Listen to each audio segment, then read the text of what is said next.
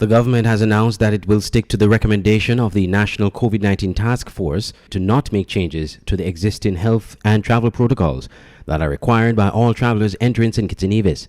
In a press release issued by the St. Kitts and Nevis Information Service this week, the government said it met with the National COVID-19 Task Force on Tuesday, July 19th at the NEMA headquarters. A number of matters were discussed, following which the task force submitted its report to the federal cabinet, and in which they make certain recommendations emerging from the meeting and sought cabinet's approval. In its report, the task force stated that it continues in its mission to reduce the risk of importation of cases of the novel coronavirus into the Federation of St. Kitts and Nevis, while at the same time doing everything possible to control and contain community transmission of the virus and to save lives. The health and travel protocols were discussed, and it was agreed that the existing protocols will remain in place. The current iteration was introduced on April 1, 2022. According to the release, it was considered the position of the task force that St. Kitts and Nevis had recently gone through the experience of the music festival when, from data provided covering the period June 19th to 25, some 3,006 visitors came into the country and they were processed using the existing protocols. The task force noted that there were no adverse reports in the handling of any large inflow of passengers into the Federation during the ICC Under-19 Cricket World Cup held in January, and that the system had also recently been tested by the music festival. The current COVID-19 protocols in St. Kitts and Nevis for incoming travelers are as follows.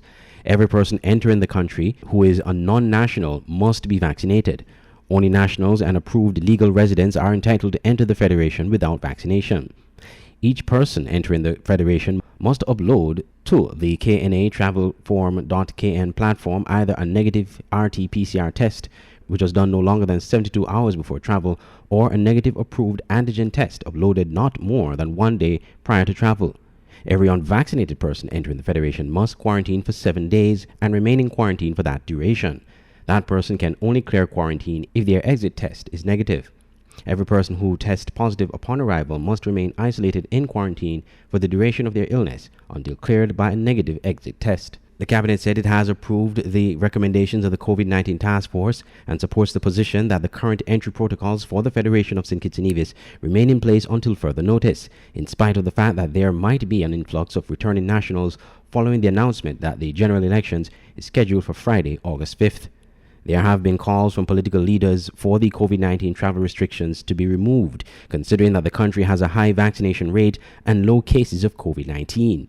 They also cite that other countries with much lower rates of vaccination have already removed testing and vaccination requirements.